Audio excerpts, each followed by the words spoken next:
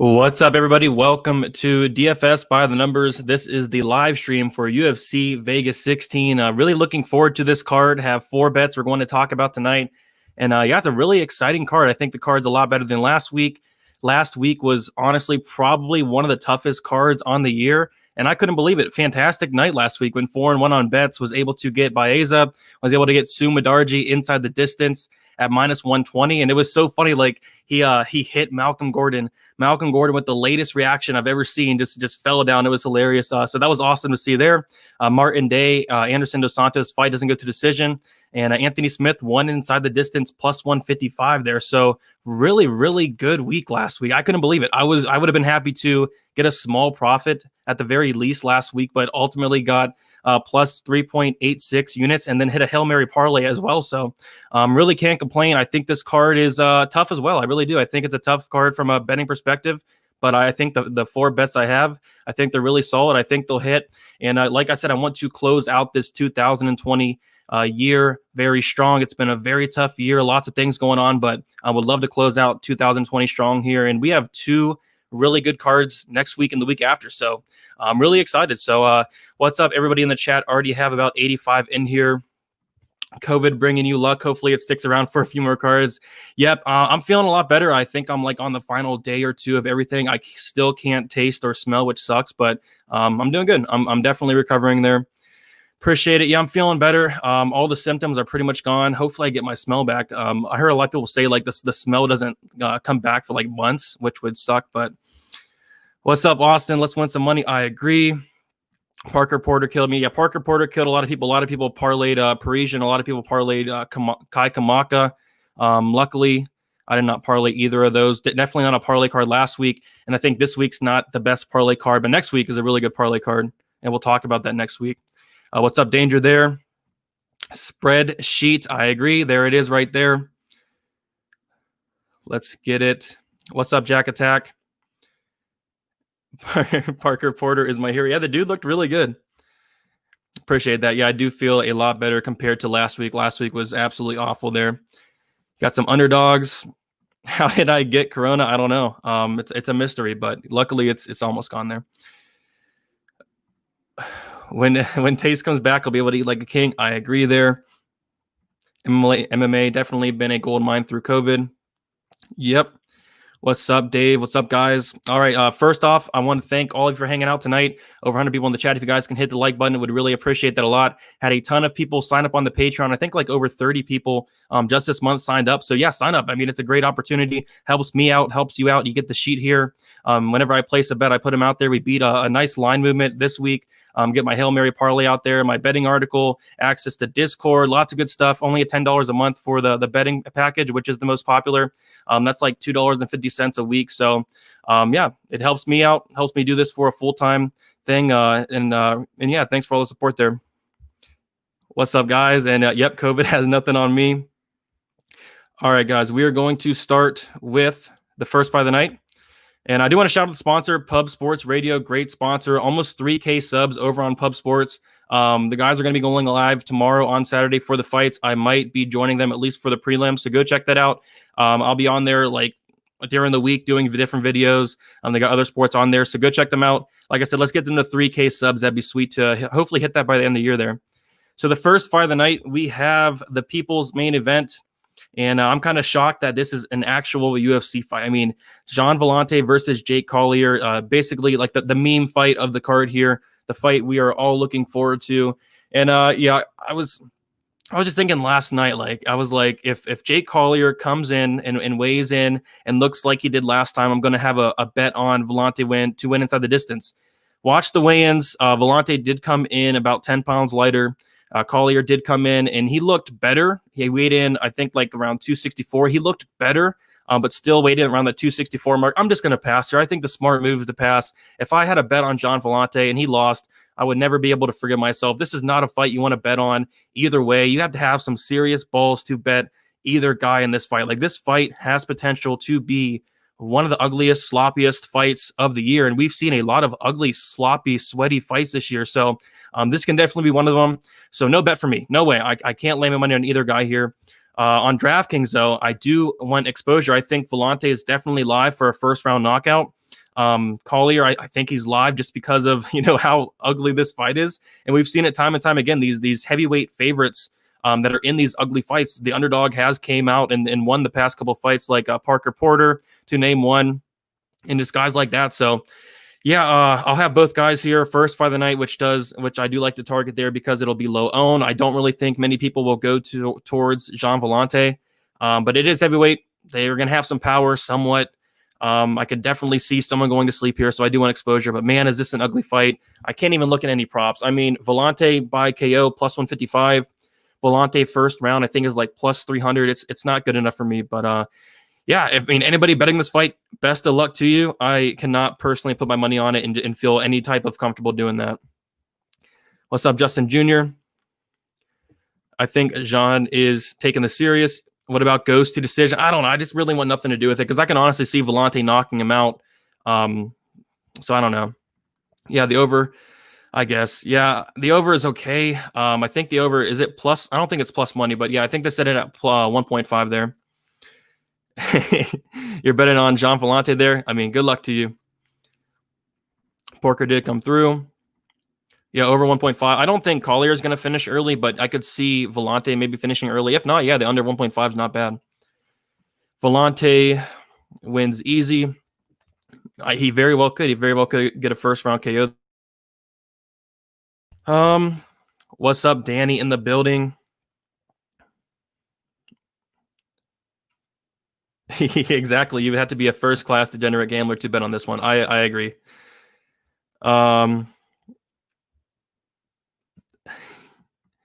Collier lost that chin fat, but still looked a little. Yeah, of course it is. He weighed in at 264. Yeah, don't bet on it. What's up there? So I really don't want to talk about this fight much more. I'm glad they made it the first fight of the night, though, so we can kind of get out of the way there. But yeah. Oh, donation. You made me some money last week. Thanks, bro. Anytime, Adam. Thank you so much for the donation there. Jake Collier by submission, by smothering. I mean, you never know. All right, so next fight. And we have Aaliyah Topuria versus Damon Jackson. And yeah, this fight is a really good one. I do have a bet on this fight. I'll throw it out right now. What's up, Big Show? I see you in the chat there. And I have Aaliyah Topuria. And I was kind of surprised by this line. And I did throw it out in the Discord earlier in the week. Aaliyah Topuria wins inside the distance at plus 115. And I have one unit on that.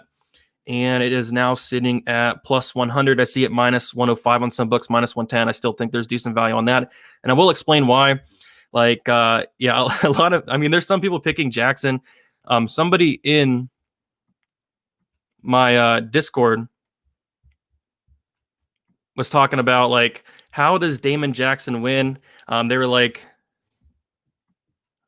are we still on here? I think my connection's a little messed up. Can you guys hear me? Can you guys hear me? Oh, no. Can you guys hear me? Oh, boy.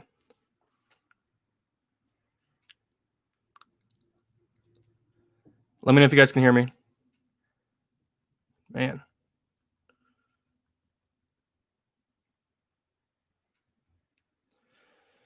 Don't know what's going on. Let's see here. Yeah, I don't know what's going on.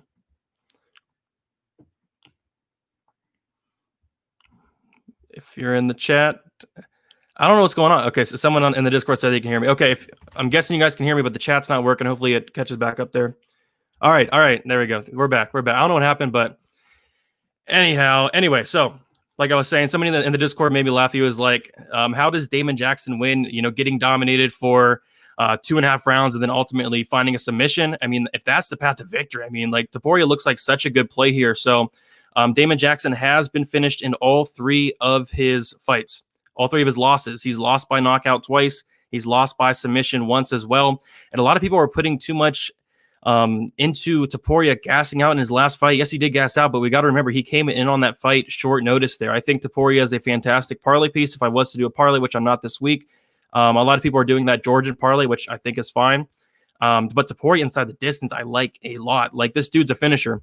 His last fight was the first time he went to decision against Allow. He put his Allow in so many bad spots, 89% finish rate.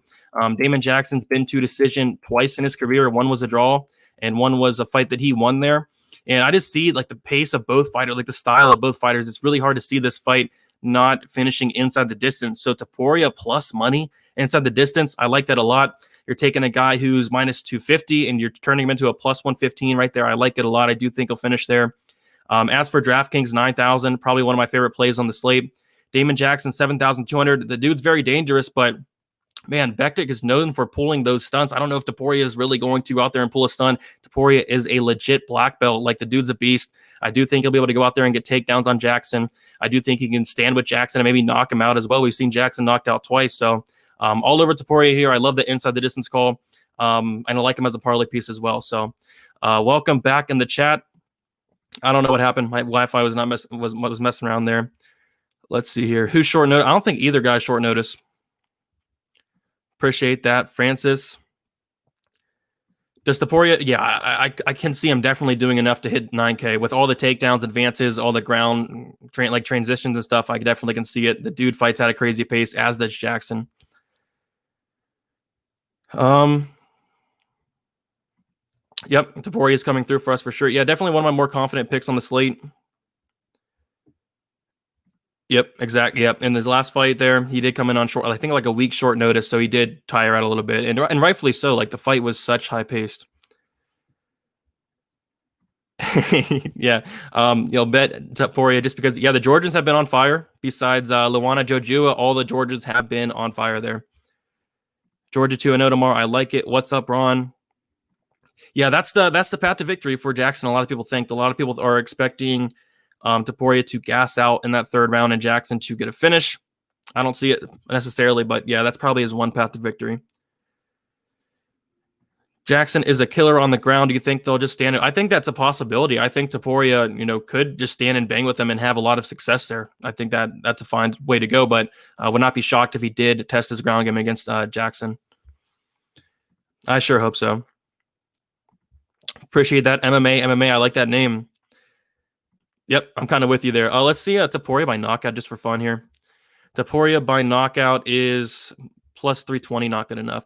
All right, so getting to the next fight, and we have a really good one here. This fight is probably one of the best fights on the card here, and we have Jimmy Flick versus Cody Durden. And Jimmy Flick opened up minus 215, now minus 160. Cody Durden opened up plus 170, now plus 150. And Cody Durden is going to be probably the most popular underdog that's going to be bet this week. And I'll be honest, I was about to go in looking to bet Cody Durden. The price looked really, really decent just before going into tape. But after going into tape, I just could not pull the trigger on Durden. In a lot of Durden's fights, and like pretty much all of them, I mean, he takes his opponents to the ground. He's going to have a striking advantage here, but just he's a really good wrestler. And I watched a fight a couple years ago where he got taken down like 4 or 5 times in a fight. And watching tape on Flick, like I can see why a lot of people are going the Durden side, because Flick's like striking defense and striking in general is pretty sus. His striking is getting better, but man, when the dude gets hit, he covers up. He's been knocked out 4 times. So yeah, I can definitely see why Durden is a popular dog this week, especially at like plus 150 where he's at now. But I'm personally going on the Flick side. I do think this fight's going to hit the mat one way or another, whether it is Durden going for takedowns, which would not be smart, or whether it is Flick going for takedowns. And Flick has some pretty solid wrestling. And like I mentioned, I have seen Durden taken down a solid amount of times. So definitely going the Flick side. What I was going to do was wait for that Durden money to come in. Everybody's betting him, but that line's not changing. It's still minus 160 Flick. I was looking for maybe minus 120, minus 130. The number never came. I think it's still a little bit too wide. I'm not going to bet it, but the pick's definitely Flick. And on DraftKings, you are going to want this fight one way or another. The under is set at 1.5. And this is a good chance it does finish early here. Durden can definitely get a knockout if he does keep this on the feet. And if Flick gets us to the mat, he's an animal on the mat there. So I want both sides there in the Flick and Durden. I think it's going to be like one of my highest owned fights to own as a whole there. So the pick's Flick. Don't hate anybody for taking a shot on Durden because that line is a little bit wide. If he does fight smart, stuff the takedowns, yep, he can win. But man, I just see it touching the ground. And for that reason, I got to go Flick there. So what does everybody have on this fight here? Really wanted to bet Flick, but the number's not there. Flick will sub him. Yeah, I'm kind of leaning towards a Flick sub as well. I think Flick called out a first round sub for himself, which, a lot of people do call out first round finishes there. Can Flick him off your back? Most of these Contender Series debuts lose. You are 100% correct there. Levitt moneyline? No, don't do that. Let's do it, Mr. Donut King. Durden, round 1 KO. Yeah, I definitely can see this finishing like really early there. So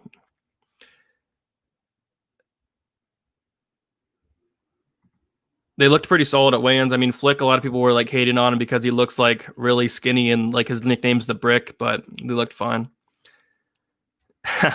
I'm conflicted on this one. I agree.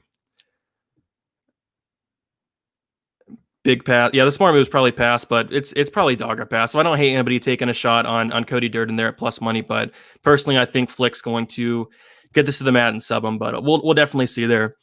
Getting into the next fight here, and not a fight I'm overly looking forward to. It is Jordan Levitt versus Matt Wiman. First off, I want to say Levitt looked pretty rough on the scales. Like the dude did not look good whatsoever. Very concerning in a fight that I'm already concerned for him. And the dude, I can't believe it. Like I cannot believe this line minus 410. It's worse than the Kai Kamaka line of last week. It is. I know it's Matt Wiman, but I'll be honest. If Levitt was fighting any other fighter on the UFC roster, I would be fading him here, especially at minus 410. But since he is fighting Matt Wiman, you got to slightly lean with Levitt there. And when I say slightly, I don't mean like a minus 410 favorite. Because watching tape on Levitt, it's if you have not watched tape on him, go watch tape on him. The striking's not there. Very awkward guy. I mean, the dude is relentless with the takedowns. I'll give him that. But, man, I don't know. Going against Wiman here, the only thing I'll say is Wiman has really bad takedown defense. Wiman can be controlled, but you got to give him one thing. The dude's a black belt. He's never been submitted in how many fights? He's never been submitted in 25 fights. He's been around for a long time, more experience. You got Levitt coming off of the Contender Series. Man, I don't like it. How many times have we saw, like somebody said in the chat, how many times have we saw someone come off the Contender Series, Kosuke, for example, and lose in a fight? But yeah, I get it. It's Matt Wiman. Everybody wants to fade Matt Wiman, rightfully so. But man, I don't know. I have a really bad feeling about this fight here. I don't think Levitt should be minus 410. I am going to pick him to win. If anything, if I was forced to play something, the over 2.5, I think is plus 100. It's not a bad look. Or even Levitt by decision is plus 150. I think that's fine. But man, Matt Wiman, black belt. I think not that it matters, but Levitt's a purple belt. I'm going to pick Levitt to win. I'm going to pick him to get some top control. But man, I'm minus 410. Don't put that in your parlays. I mean, that's worse than putting Kamaka in your parlays or Parisian, in my opinion. But as for DraftKings, it's hard to even pay $9,200 for Levitt because he's going to land literally anywhere from 1 to 5 significant strikes. Like he doesn't have much ground and pound to begin with, and they're not going to be counting those strikes he's going to be throwing. So if anything, I'm probably going to play some Wiman on DraftKings. But man, just not a fight I'm looking forward to. I'm not betting either way. Like I said, if Levitt was fighting anybody else on the roster, I'd probably be betting against him here. But since it is Matt Wiman, got to go Levitt, but not overly confident in it. Donation here. Enjoy your content. Well spoken. Well done. You will hear more from me supporting you in your business. I really appreciate that a lot. Blingy, I believe it's pronounced. Appreciate the donation. Helps out a ton. I wouldn't bet this one. I just Levitt. Come on, Jack. Levitt's best win is a dude that's 9-1. Steep drop off after that. Yeah. Is there value on Wiman money line? Yeah, I think there is. Would I bet it? I don't know, man. No, I wouldn't bet it, but man, I do think there's some value. Exactly. Levitt by TKO FanDuel. Does he even have a knockout on his record? No, he does not. I didn't think so. No, he has 71% finish rate by submission. So I don't know. Not something I'd personally put my money on. Fade on yeah, probably gonna fade on DK there. It's really hard to see Levitt out getting more than 90 DraftKings points, especially if he's not going to finish Wiman. And say what all you want about Wiman. Wyman's very tough. He's never been submitted, has a lot of heart, but yeah, 9,200. I don't know about that. He's so well spoken for an Ohio boy. I like it. Wiman plus 600 on that decision. Don't bet this fight. Don't do it. Big at 2,000 win. Nice. From you, Brady, last week. Everyone sign up on the Patreon. Appreciate that, Brandon. Yeah, had a crazy week last week on, in my opinion, the hardest card of the year last week. So I'm glad everybody did well. Really appreciate the donation there. I'd rather take Wiman money line on FanDuel with the decision insurance. If I was to bet this fight, and it's really hard to put any stock in this fight at all, but goes to decision plus 125. Wiman's very tough. Levitt's not going to knock him out. Could Levitt submit him? Maybe, but Wiman's a black belt, never been submitted. Goes to decision plus money. I don't hate it. Let's see here. Wiman all day. Maybe, I don't know, maybe a couple of years ago, but the dude took like a 5-year layoff. He's finally back and lost 2 in a row. He looks so bad, but man, so does Levitt, in my opinion. So we'll definitely see. All right, guys, we have 297 in the chat. Let's hit that 300 mark. If you guys can hit the like button, it really does help out a lot. Subscribe if you haven't yet. Had a goal to get 10,000 subs by the end of the year. It's going to be very tough to get there, but I think we can do it. We have about 27 days left, so hit the subscribe button. It does help a lot. Would love to get that 10K mark by 2021. All right, getting into the next fight here, and yes, have some action on this card finally. So like I said, I have the Topuria to win inside the distance, and next bet I have is Luis Smolka to win inside the distance, and I was kind of surprised by this line. And I'll tell you why. Luis Smolka to win inside the distance, I got it at plus 200. I have 1 unit on that, and man, I was going to completely pass on this fight. And if you guys did not know, I had a bet on Luis Smolka the last time they were scheduled to fight, but Luis Smolka missed weight, and he had to pull out of the fight due to those weight cutting issues, or something was wrong, so he had to pull out of the fight, which were huge red flags right away. So this time around, I was planning on not touching this fight at all. But Luis Smolka today at the weigh-ins, this dude looked fantastic. He made weight, and I don't know, he looked really good. So all those red flags, I mean, I don't think they're really there anymore. The dude wanted to make a statement, and he looked good doing it. So I like Smolka a lot. I was thinking about just playing him straight at the minus 135, but seeing the plus 200 to win inside the distance, I like that. I mean, Quinonez is someone who hates being hit. We saw it against the Sean O'Malley fight. The dude got hit once. He barely got touched. He fell down, crumbled. He's been knocked out twice in his career. He's been submitted once. The dude's been finished in 3 out of his 4 losses. And Luis Smolka is a kill or be killed fighter. A kill or be killed. He's been finished 3 times. He has an 88% finish rate. I think the last time he won by decision was like in 2014, 2015. So the dude goes for it. So kill or be killed. And I know that Smolka can go out there and kill, but can Quinonez kill Smolka? You know what I mean? Quinonez has a 40% finish rate, 40%, which is the worst on the card. Smolka is very tough, never been knocked out. Can Quinonez submit Smolka? I don't know. You'd think, because Quinonez has jiu-jitsu tattooed on his chest, but the dude has 1 submission on his record. So I'm all over Smolka here. The weigh-ins, flipped everything around. I was going to stay away from this fight, but after seeing the weigh-ins, I'm back on Smolka. I love that plus 200. I think that's crazy for a dude that's a finisher, going against someone that does not like being hit.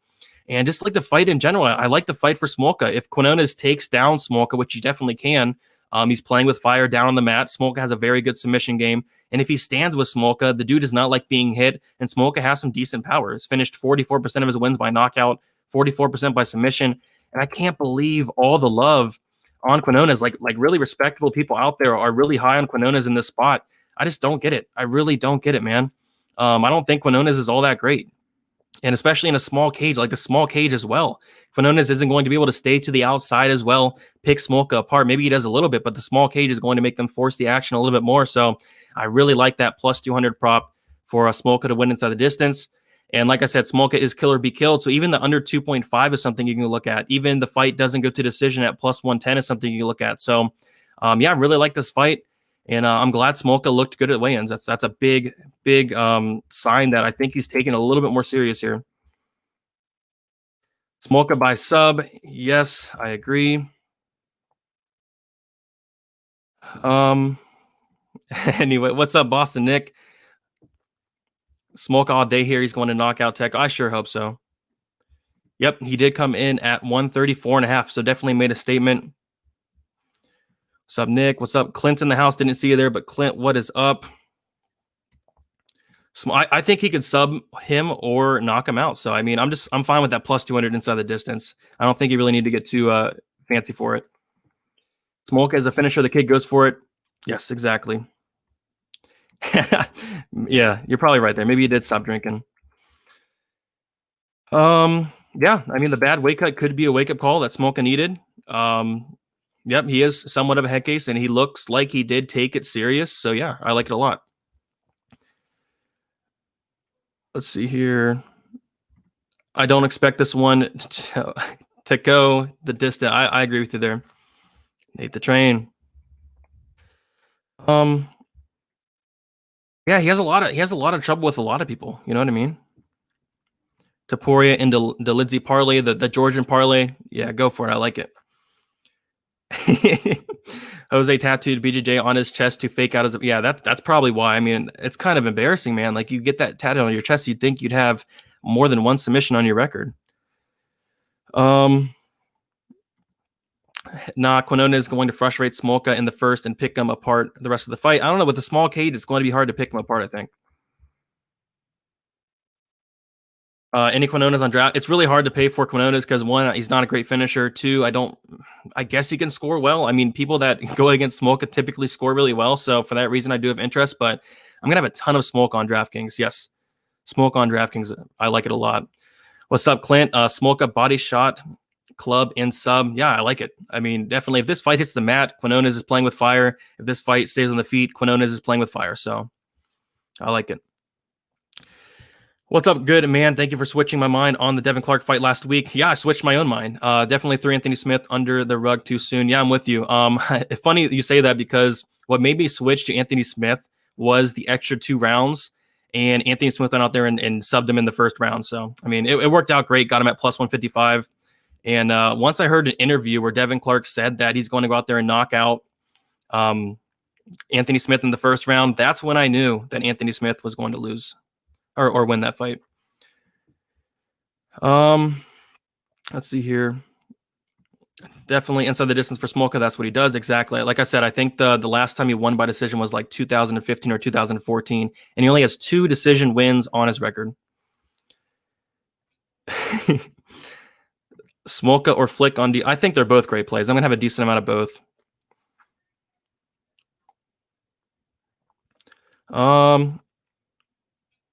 I went in pretty heavy on Smolka. Did I make a mistake? I wouldn't say you made a mistake. I was going to stay away, but after the weigh-ins, I think you should be fine there. All right, getting into the next fight, we have 325 in here. Thank you all so much for hanging out. Just want to shout out the sponsor, Pub Sports Radio. Go head over there. Would like to get 3,000 subs over there hopefully by Christmas. That's a good goal there, like a couple hundred away. Lots of great content on there. Lots of great guys. Come in tomorrow. We're going to be watching the fights live. I might pop in there for the prelim. So, good time over there. And love to have them as a sponsor for sure. Next fight, Movsar Evloev versus Nate Landwehr. And I can't believe this line, man. Evloev is minus 605. Like, what sense does that make? And I can't even make an explanation why he should be that big of a favorite. I mean, the dude's better everywhere. But Landwehr's a tough dude. And Evloev, what I don't like about him, we'll take a look at the stats. The dude has really not much finishing ability. 54% finish rate, 23% knockout, 31% by submission. I think Evloev is going to win a decision here. I feel like it could be obviously closer than the line indicates. Landwehr's a tough dude. He's going to come forward. He's going to eat shots. Evloev's going to get some takedowns. Landwehr's get-up game's pretty solid. Evloev by decision, minus 170. That's just, no, it's still too wide there. But, yeah, I think that's the play. Minus 170, Evloev by decision. On DraftKings, like literally not much interested in this fight. Evloev, 9,300. The dude has not scored well so far in the UFC. On DraftKings, I don't really expect it to change here. Not as much volume as you'd like to see. No finishing ability. Going to stay away from the 9,300. And it's interesting on DraftKings this week. Like, I like the mid-range a ton this week. I think the 9K range kind of sucks this week. Like, Evloev, 9,300. Jordan Levitt, 9,200. I'm probably going to be able to have a good time making lineups or be able to make lineups pretty easy there. So, you have the picks, Evloev, and I don't know. Don't play the minus 605. I think that's a little too wide. If you got it at minus 375, sure. I think that's fine. Minus 400, sure. That's okay. Minus 450, pushing it a little bit, but he should get it done. But minus 605, no thank you. I don't think this is a great parlay card. Like somebody mentioned that the Georgian parlay, Delidze and Topuria, I think that's a good parlay. But other than that, not a great parlay card. Last week was not a great parlay card. Next week is a great parlay card. So stay tuned for that. But Evloev for me, by decision, just not playing it. Maybe in like a Hail Mary parlay, put Evloev by decision, but pass. Landy looked pretty good. Yeah, they both looked really good at the weigh-ins. Can Evloev score over 100? I really have a hard time seeing him do that. Over 2.5, minus 220. Yeah, that's not a bad line there. Nate is straight value. He is a Russian killer. He called for this fight, and Evloev has been ducking Nate since, the days. And M1. Interesting there. But yeah, punt it. I'll have some Landwehr just because the dude's dangerous. Evloev, undefeated guy, but everyone's due for that first loss. Could Landwehr be the one to take away that, undefeated streak? Maybe, but I will have a little bit. Landwehr's toughness will lead Evloev to get plus 110 points on DFS. Evloev by a beatdown. That's a big point there. This is going to go to decision, and the judges have been atrocious in Vegas. So minus 605, you're going to be sweating big time whenever the judges are reading the scorecards and you hear some 29, 28s in there. The judges, man, they're awful. Nate, the dog on call, maybe. I'm on an island backing Landwehr here, and I'm prepared to eat crow. He should be 250 at the worst. I mean, yeah, I think you're getting value there, but I'm not going to put money on it personally. What's up, Justin Jr.? Brother DFS, what's more likely, Smolka via sub or TKO? Oh, man, I mean, either it's like 50-50 for me. Just if you want anything, take the inside the distance line. If I had to pick, I guess sub, But I think either's possible. Landwehr, Evloev draw plus 6,000. There you go. All right. So getting into the next fight. And I have some action here. So we have Roman Delidze versus John Alon. And man, I loved what I saw at the weigh-ins today. It just gave me even more confidence in the play I have. And I put this out on Patreon, so got it like pretty early in the week. And I got it at minus 175. I do have a straight bet on Delidze here, minus 175, 2 units on it. And I like that play a lot. I like the line a lot. He is now all the way to minus 210, which I feel like that could be wider, honestly. Like John Alon did not look great at weigh-ins. As we know, he's coming off of a PED suspension. Before that, he fought Mike Rodriguez as a big underdog. And in that fight, he was able to take down Mike Rodriguez. But a lot of people don't remember or don't know that Mike Rodriguez has a non-existent takedown defense. His takedown defense is like 50%. His ground game is pretty much non-existent as well. So Alon, who I think is a black belt, was able to take him down, control him. And I'm just not impressed with Alon in general. And then just him coming off of a suspension for PEDs. I mean, Delidze is someone who came off of a suspension for PEDs as well, but we saw him come back in his UFC debut and look fantastic. Knocked out Khadis Ibragimov. And I know what you're going to say. Khadis is, one of the worst UFC fighters currently. If he's still on the roster, I'm surprised he is if he is. But he's able to knock out Khadis Ibragimov, which I think is impressive because say what you want about Khadis, but Khadis is very tough. I think that was his first knockout loss as well. So, I'm all over Delidze here. He's probably my favorite play. One of my favorite plays on DraftKings, 8,700. I like it a lot. I think he's a better striker. I think he's better on the mat. I think he's better everywhere. And I think the only thing is Alon's going to be throwing more volume than him. That's the only concern there. Delidze is low volume, but when he lands hard. The dude's a madman. He'll scream in his opponent's face. And when he lands, like I said, he hits like a truck. So I think Delidze is going to knock him out here. If Alon wants to test Delidze's ground game, I think Delidze will be fine on the mat. Delidze is a black belt himself. Delidze is looks pretty legit on the mat. The only problem is we haven't really seen people try to take him down on tape. But I did see him get a couple submissions earlier in his career. But the dude is legit, and I like him a lot. The only thing is he's a little bit hairy, but we'll let that slide. He looked great at weigh-ins. He looked sharp. He looked in decent shape. I saw him on Instagram a couple weeks ago. He's looking good. So everything lines up for a Delidze play here. I like that straight bet. If you want to parlay Delidze, that's the problem I had. I don't like many parlay pieces. The Georgian parlays going around with Delidze and Topuria. I don't hate it. I don't hate it at all. If I was to do a parlay, it would be that one. I wouldn't parlay Evloev. I wouldn't parlay Levitt. It would probably be that Georgian parlay, and for many reasons. But yeah, Georgians have been killing it. So I believe Clint from the Die Hard MMA podcast is on that one as well. So yeah, if you're into parlays, that's fine. But give me Delidze straight at minus 175. I love that line. All right. I put 950 on Roman money line. I like it. Sorry, Carlo, too late. I bet on Delibded there. Is Hermanson by decision or submission at plus 220 a good play? We'll talk about that soon. What's up, Vince? I'm with you there, Nick. John Alon with the post PED man boobs. I did notice that.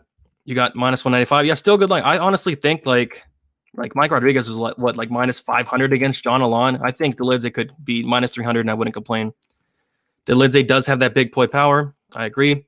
I'm with you, man. At Roman inside the distance minus 110 and sub at plus 650 for a half a unit. There you go. Beautiful. I love that sub prop at plus 650. That's a good line you got there. But yeah, all over Delidze here. Wait, did you just say Cadiz? Oh, I thought you called it Cadiz the GOAT. Yeah, Cadiz is a champion and only second to the GOAT himself. Most confident pick on the card, it's probably Roman Delidze. And shortly after that, it's probably Aliyah Topuria. I caught Delidze at minus 163. Nice. Also have a bet with him parlayed with Smolka and Hermanson. Nice line there. I wish I would have got minus 163.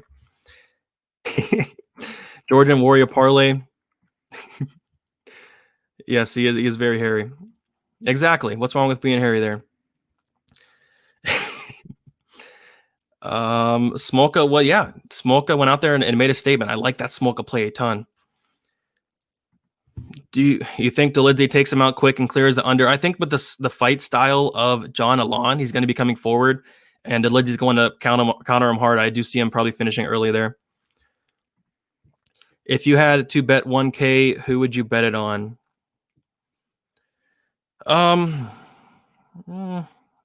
I guess Delidze, man. I mean, I can't really think of anything else, but I would not be putting a 1K bet on this card personally, but probably Delidze. Topuria's money, I agree. Hit that like button. Delidze Santos parlay, yeah, it's not bad. If you had to pick only one, would you go Flick or Smolka? I'm going to have slightly more Smolka, so I guess I'd say Smolka, and I do think Smolka is going to be lower owned. So I guess Smolka, but yeah, Flick's a very good play as well. Is Vittoria locked? No. Roman inside the distance, minus 105. Good line there. All right, we're going to get the next fight here. We're at 37 minutes, doing pretty good on time. And let's see what we got. Tyler Santos versus Montana De La Rosa. And yeah, I'm not kind of upset with Tyler Santos. She looked like a completely different fighter in the Molly McCann fight, and I was on Molly McCann in that fight, and I'll tell you why, because she looked awful in the Mara Morella-Barella fight, and Barella is, in my opinion, one of the worst UFC women's fighters in the UFC, and she went out there and she was not throwing. She was very hesitant. She looked bad. She got taken down by Barella. She comes out there against Molly McCann and looks like a completely different fighter, like completely different. And I got a lot of crap for that Molly McCann pick there, but I told him, like, go back and watch the Barella fight. But, man, I guess it did not matter because Santos made some adjustments, and she looked fantastic. She looked fantastic against Molly McCann. She was actually taking Molly McCann down. She was taking her down, which surprised me there, and she looked like a minus 300, minus 400 favorite there against McCann. It was an absolute beatdown. So I guess what happened was she was battling some nerves. It was her UFC debut against Barella. So, man, yeah. I guess it was the nerves there. So she looked decent in her last fight, or she looked fantastic in her last fight. Montana De La Rosa looked good in her last fight. She made some improvements. It looked like in her striking, but I'll be honest, if Santos looked anywhere near the way she did against Molly McCann, if her nerves are fine, which you never know, if her nerves are all good, like everything's good, she's going to beat Montana De La Rosa here. Probably a big beatdown as well. Minus 220. I'm not playing it personally. I don't hate it as a parlay piece. If I was to parlay it, maybe I'll throw it in a Hail Mary parlay. But yeah, I like Santos here a decent amount to get it done by decision, most likely. But it's interesting here. So taking a look at the finish stats here, Santos has a 76% finish rate, 63% by knockout, 13% by submission. De La Rosa has been knocked out once. She's been submitted once as well. De La Rosa, 75% finish rate, 75% by submission. So I kind of have a sneaky suspicion this could end inside the distance. Fight doesn't go to decision, plus 175. I think the under is like plus 200 something. I guess it's something you could look at. I'm not playing it personally, but as for DraftKings, I have a lot of interest in this fight, and you're going to call me crazy, but man, last week I talked about it. I said the Mazzani and Ostovich fight, that's probably going to be in the optimal lineup, and it's probably going to be low owned, and it was exactly that. Even Norma Demont, I think, made the optimal lineup last week. So these women's fighters are very low owned, and they're making the optimal lineup. I think someone else made the optimal lineup a couple weeks ago.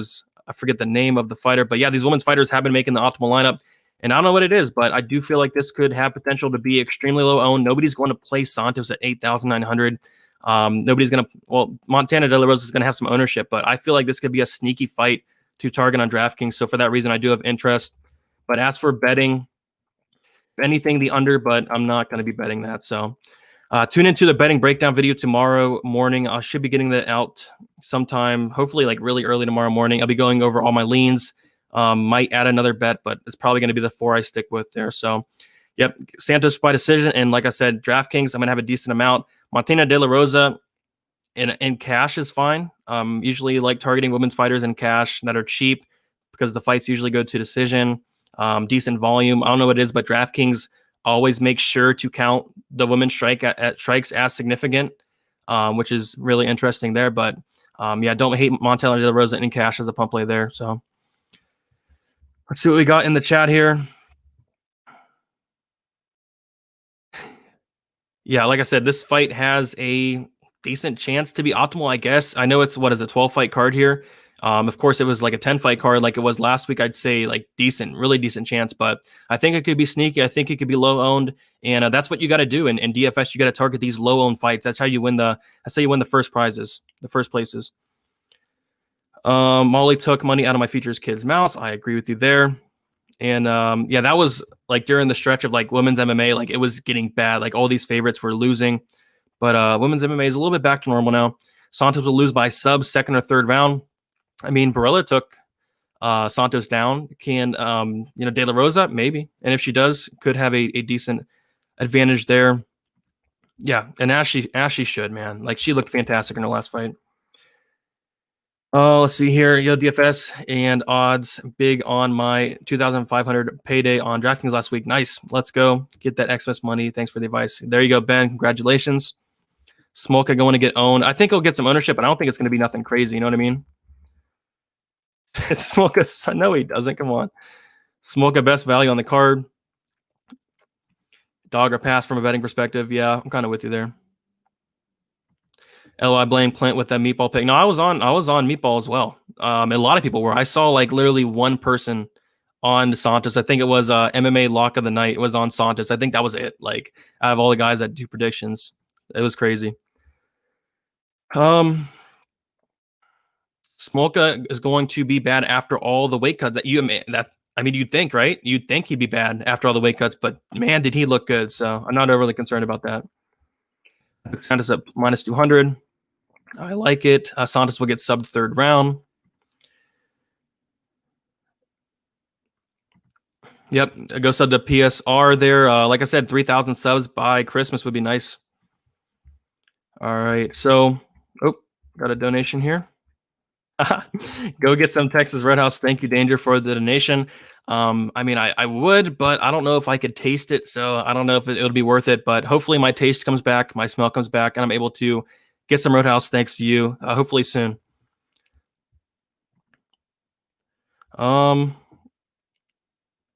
Yeah, a lot of people were. Is Jane's a lock? No, but we'll talk about it soon. As much as I hate the first fight, I believe you got to have one of them. Yep. I don't know what it is, but it's like they get a special power. Like the first fight of the night, I don't know what it is, but it seems to end up on the optimal lineup like literally a ton. So yeah. Trust me, Clint, I won't either. It hurt. It hurt bad. It hurt bad. Always fade chick fights equals money. Hey, buddy. Good to see you. Good to see you, Andy Randy. I just signed up on your Patreon today and I'm ready to make some money. Welcome to the Patreon, Carlos. Collier all day. All right, getting into the next fight. We're at 44 minutes. Probably going to go to about an hour here. We have a fun fight here, and this is a really interesting fight. Gabriel Benitez versus Justin James, and could be one of the best fights on the night. I want to say it could be fight of the night. I think it's between that. I think Flick Durden's going to be fun. I think Topuria Jackson's going to be fun. Lots of fun fights on this card. I think this could be a really fun one just because of the style of Justin James. I mean, this dude brings it. And, heard throughout the week, I mean, Justin James' father is going to be in his corner. I guess it's going to be like the last fight that his father gets to watch live, I think. So he's going to be fighting with that extra motivation. And the dude's a madman to begin with. So imagine, that extra motivation to go out there and get a first-round knockout for your dad. So, man, I don't know. I think Benitez is the better fighter. And for that reason, I'm picking him. I think Justin James is, I don't want to say first round or bust. A lot of people are saying that. But in his last fight, he had to cut down to, I think it was like 145, and this is going to be at 155, I do believe. So he had to like kill himself to make that weight. And he said it himself. He said he wasn't going to have much gas in that fight, but now back at 155, I do think he'll have a better gas tank because he did have a really rough weight cut in his last fight. So a lot of people are saying first round or bust. That could be. I think he has a little bit better gas this time around compared to last time. But yeah, this dude comes after it in the first round. So if he does win, it's probably in the first round. I'm on Benitez. I'm definitely not betting the minus 215. And just because I think he's a better fighter, picking James would kind of be like a Spike Carlisle pick somewhat, because Spike Carlisle has like that one round of gas. I think James is kind of similar to a one round fighter, but man, for DraftKings, I want James in a lot of my lineups. I mean, you want guys that are going to come out there, especially as underdogs, 7,600, and they're going to try to get that early finish. DFS gold. If he does get that early finish, he's going to be optimal. And Benitez as well, like 8,600, good price. Just with the style of James, like I think someone's going to sleep here. I really do. So I do have a bet on this fight, and I have a bet on the fight. What is it? The under? Yeah, I have the under 2.5 rounds here. So I have Gabriel Benitez versus Justin James under 2.5 rounds. Got it at minus 130, and I have 1.3 units on that. And I mean, I can't believe it, man. The under here seems like such a good play. Like it seems too good to be true here, because James is going to come out like an absolute madman, like he does in pretty much all of his fights. Look for that first round finish. If he does not get it, yes, he's going to slow down. And Benitez does have the power to put him out. The only thing I will say, though, is James has never been knocked out. He's never been knocked out. Benitez has been knocked out twice. So take that as you will. But, man, I like that under a lot. If you're on James, maybe look at the first round prop, the knockout prop. But Benitez, yeah, I'm going to pick Benitez, but really no confidence in it. Honestly, I see a lot of people really confident on the Benitez side. I'm not one of those people. But on DraftKings, I'm going to load up on this fight. I really am, especially with the small cage. Like, it's going to be an absolute war for as long as it lasts. And I'd be shocked. I would be shocked if this did go to the distance. So I like the under a lot. And, who do you guys have in this fight?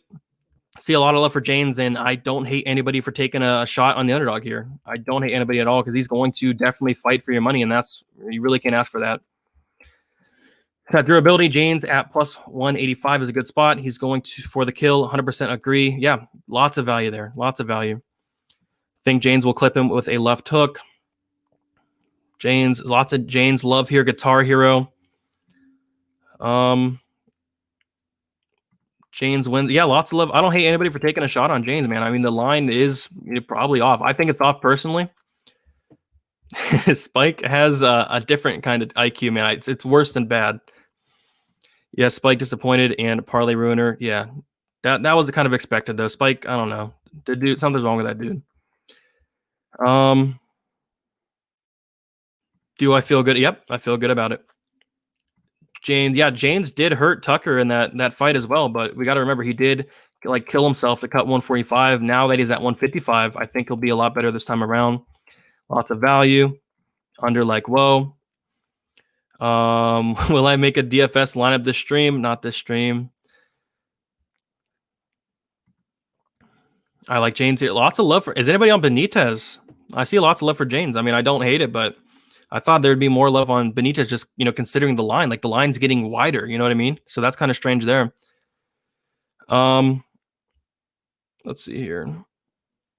Yes, Spike is very durable for sure.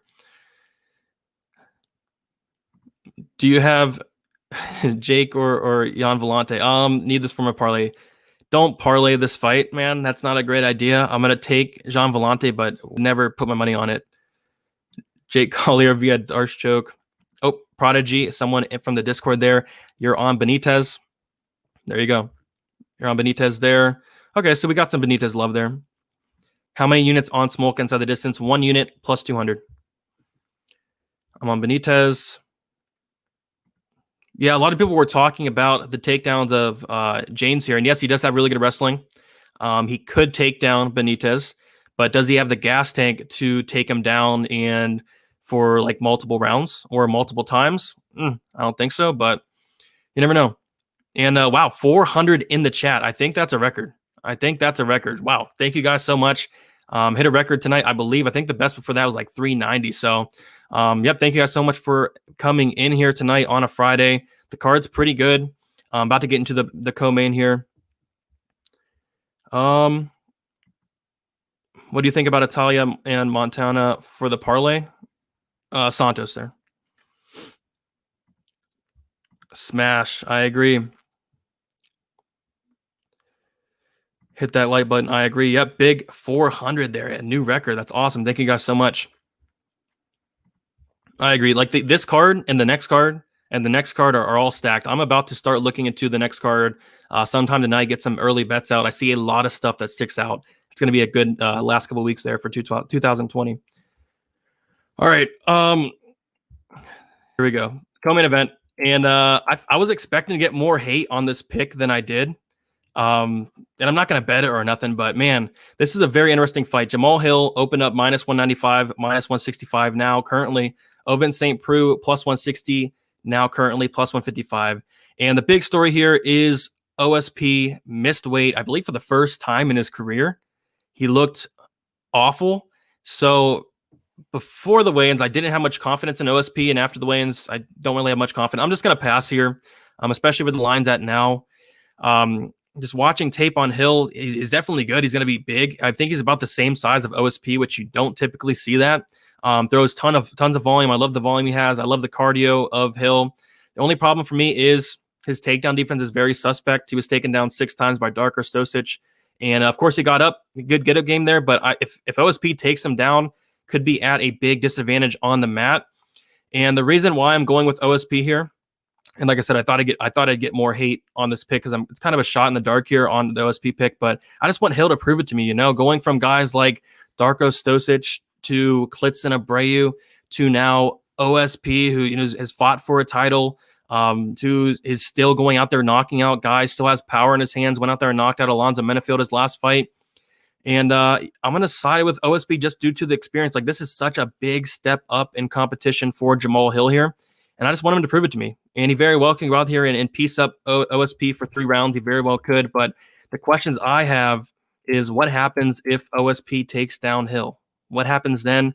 And for those reasons, like, I just can't do it. And watching tape on Hill as well, he leaves a lot of openings. He's there to be hit. There's a lot of volume, but he is there to be hit. And we saw OSP's last fight, like, the power is, still very, it's there for sure, 100% there. So definitely passing from a betting perspective. OSP has been knocked out twice. A lot of people say he's chinny, and he probably is, but the dude's been knocked out only 2 times in about 40 fights. And guess who he's been knocked out by? Thiago Santos and Jared Cannonier. No, I'm thinking of Jack Hermanson. I'm thinking of Jack Hermanson. Sorry, my brain's fried. It's the COVID, but yeah, OSP has been knocked out twice there. So, yep, give me OSP here, man. Give me OSP. But as for DraftKings, I'm going to have a ton of this fight. I think Hill can win a volume-based decision, maybe finish OSP late, or I think OSP, if he takes him down, maybe finds a sub, and Hill is open to being countered, still very green. Maybe he can knock him out. So I do see this fight probably finishing, but definitely going to go on the OSP side. Just not going to bet it, especially after the weigh-in. So give me OSP there. Who's everybody having in this fight? Lots of love for Hill. I kind of expected the line to get a little bit wider as well. Menafield is a bum. I got to agree with you there, man. OSP, easy win. I'm on Hill here, but OSP, he really is the prospect killer. Come on, man. He just keeps murdering all the prospects. I agree. Prove it, man. Say it to my face. Exactly. OSP does nothing sometimes. Yep, he's very low volume. So, yeah, Hill could very well outpoint him for 15 minutes, no problem. But what I'm curious about is if OSP does get that takedown. OSP by Von Flue. If it's a sub, if he gets them down, I'm kind of with you there, but I don't know. Menafield burned a lot of people, including me there. OSP has only been KO'd. Yep, mentioned that there. Lots of OSP love here. OSP wins. I was kind of expecting to get like destroyed for that OSP pick because I see a lot of people on Hill too. Hill is stiff and is striking as anything OSP hasn't seen yet. Yeah, OSP is definitely the more experienced guy by a lot. I love that I continue to get my boy OSP at plus odds and less than 8K on DraftKings. Like he is, yep, he's been cashing as an underdog the past couple fights. He's been looking good. And the dude's like 37. So yeah, Prodigy, you have been on him the past couple times against Menafield and against Olazaychuk, I think, too, as well. So OSP is not chinny for the division. Yeah, a lot of people do say he's chinny. I wouldn't say he's really chinny there. OSP is a problem. I like it. Better play Delidze, Levitt, or Evloev. Delidze there. Ben Rothwell is top. Yeah, I mean, top notch there. And a lot of people did think that OSP won that fight as well.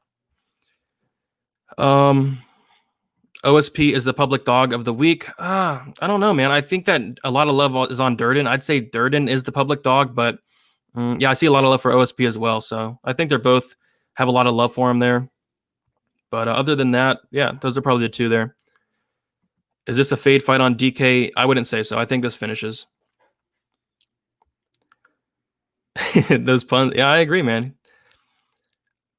I got Hill who wants action. There you go. All right, so main event time. And another really tough fight to call, man. I was ready to go in there and bet Marvin Vettori, but the line kind of threw me off. I really don't understand this line. And watching tape on Vettori, I can't say that I wasn't impressed because I was very impressed with what I saw. I mean, the takedown defense, the get up game, it's all there. He was taken down like 4 or 5 times by Antonio Carlos Jr. I think it was like 2017. But other than that, I don't think he's been taken down in the UFC. Everything checks out for Vettori. It really does. It's just the line that's getting me here. It's the line. I don't get it. Hermansson has fought the better competition. This is a big step up for Vettori here, going from Carl Roberson to Jack Hermansson there. So I don't agree with the line. Could Vettori win? He very well could win. I'm not going to have a play on this main event. I know everybody likes getting some action on the main event. I'm just going to pass here. If Vettori was like an underdog, for sure, I'd probably be on it. But the experience of Hermansson, I think, is huge. I think that since this is going to be 5 rounds, Vettori has not been training for 5 rounds. I think that's big. Vettori has never been in a 5-round fight. Hermansson has, and we have seen Hermansson go into the 4th and 5th round and look fresh and look very good. So I've seen that before. And Vettori, his gas tank's okay. I mean, he does slow down a little bit.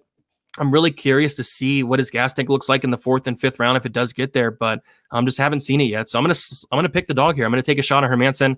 Not gonna bet it. As for DraftKings, going to be 100% owned on this fight. I'm going to have like 55 Hermansson, 45 Vettori, maybe 60-40 on the Hermansson side. But yep, should be a really good fight. Vettori is going to have to prove it to me here again. I mean, this is a big step up going from Carl Roberson, Andrew Sanchez to Jack Hermansson here. So Jack Hermansson has been knocked out twice, a little bit on the chinny side. Is Vettori the guy to put him out? I don't think so. 13% finish rate here. I guess he could, but man, like I mentioned earlier, Hermansson has been knocked out twice by guys like Jared Cannonier and guys like Thiago Santos. Is Marvin Vettori Jared Cannonier or Thiago Santos? He's not. So I don't know. I think if Hermansson gets on top of Vettori, he can have a lot of success. But like I mentioned, Vettori's takedown defense is legit. But Hermansson is a different animal from the guys he's been facing. So the picks Hermansson. Was really close to betting Vettori, but that line is just throwing me off so much. I don't understand that line. So definitely dog or pass for me here. Not going to bet it. If anything, like the over 2.5, something you look at, but I'm just going to pass and load up on DraftKings there. So I got Vettori. You want to talk about value? Yeah, I do think there's some value on Hermansson for sure. Got to go take care of my dude. Let's get this cheese. See you, Carlo. Thanks for hanging out. Hermansson inside the distance via club and sub. Inside the distance, yeah, inside the distance for Hermansson is what, plus 255? Not bad. Vettori only has 2 Ks in his whole career. Yeah, that's what I'm saying, man. I mean, the dude's not a knockout guy. So, what's up, Mills? I was able to check out your interview there. Very nice job there. Would you stack these 2 guys on DFS? In a cash game, yes. In tournaments, no. But cash game, I think it's fine. I think it probably gets extended there. I got round 3 to start, minus 170. There you go. Yep. I think it probably does get extended there. The over 4.5 minus 188 is good for Hermanson Vittori. 188, that's a little wide there, don't you think? Don't you find it odd? Everybody's on the Joker, but the line keeps getting wider. Yeah, man, it's weird, and we see that a lot. And like on these cards, like somebody's on one side, but the line just keeps either stays the same or gets wider. So yeah, I do think it's very weird there. DFS, do you like Hermanson by decision sub at plus 220? I guess if I was to play something, it'd probably be that. But man, I really want nothing to do with this main event. Sometimes it's an okay thing to pass on in a main event. I know it's the main event, but I'm just going to load up on DraftKings. All right, guys, 400 in the chat. I'm going to take like the next, we'll go 2 or 3 minutes to go over my bets real quick and then answer any final questions. So Roman Dolidze, minus 175, 2-unit bet on that. It's my biggest play of the night. Damon Jackson versus Ilia Topuria. I have Topuria to win inside the distance, plus 115. I like that a lot. Jackson's never lost by decision. He's been knocked out twice, submitted once. The Benitez and Janes under 2.5 rounds, minus 130, 1.3 units on that. I like it a lot. It's really hard to see this fight going to decision, especially with Janes' style. And then Smolka to win inside the distance, plus 200. I don't get that line. Smolka is a killer. 88% finish rate. And Quinonez hates being hit. He's been knocked out twice. He's been submitted once as well. So those are my 4 bets. Maybe I'll add one. Tune into the betting breakdown for tomorrow. But yeah, that's about it for me. Might just be those 4 bets. Might be a small card here. But I'm telling you, next week, there's a lot of stuff that sticks out. The week after that, same thing there. Most confident bet, I guess I'd go with Dolidze straight up. I think it's safe. But like I said, I got a minus 175, minus 210, minus 210 right now. I still think there's value there. Let's see here. All right, so any like final questions, guys? I'm about to head out. And just a reminder, you can check out my other content on Patreon. All my content, my betting content will always be free. I will never charge anybody for this live stream here. My betting breakdown, everything's free. But if you want to support me more, it does help out a ton. It's like $10 a month for the betting package. You get all my bets, betting breakdown videos, articles, Hail Mary parlays, access to Discord. Just lots of good value in there for you guys. So just my 2 cents. Great show. Thanks, Brady. Thank you for hanging out. Dolidze was minus 184 at the sportsbook. Good line there. Wiman, best dog on the card. There you go. I mean, I would not be shocked at all if Wiman won. So we'll definitely see. I'm really looking forward to that, man. A lot of people are parlaying Levitt. Be careful. Be very careful. Safest 3-team parlay on this card. There is not a safe 3-teamer, but Dolidze and Topuria, it would be a 2-teamer if I was to make one. When I had COVID, I didn't eat for like 5 days. Yeah, I mean, you can't really taste, you can't really smell. So what's the point? You know what I mean? DFS Lamer has great value all over. Would you consider any betting on him?